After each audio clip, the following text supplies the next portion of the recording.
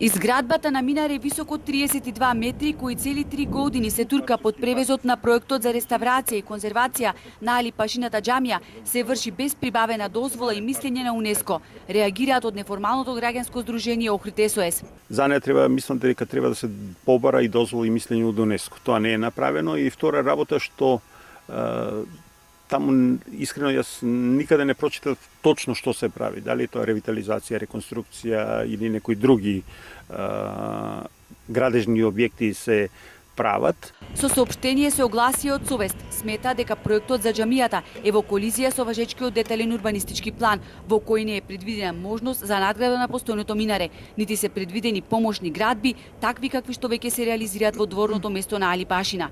Тие бараат Републичкиот градежен инспекторат да донесе извршно решение за запирање на градежните активности, а Управата за заштита на културно наследство да го поништи конзерваторското одобрение, кое со истечена важност. Од управата пак во известувањето кој ни го испратија се држат до ставот дека инвеститорот е запрен затоа што превземените работи биле изведени спротивно од конзерваторското одобрение. Констатирале има отстапување и во употребата на градежни материјали, па така наместо тула употребен е камен. На ова укажуваат и од Охрид СОС. Таму гледам се шалова, се тураат циментом, мислам тоа е едноставно тоа ќе биде градба, ако се направи тоа ќе биде градба која што ќе штрчи во однос на сите останати стари градби во тој регион.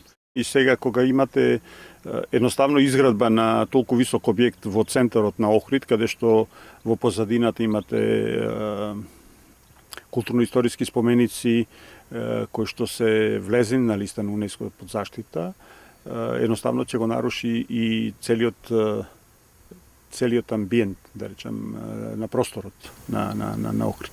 Стопирање на градба значи дека се стопираат сите работи на изведба. Стопирањето никако не се однесува парцијално на одделен дел од градбата, например ѕид, кров или минаре. Стои во известувањето на Управата за заштита на културно наследство, од каде уште еднаш потенцира дека сега на потек е Државниот градежен инспекторат.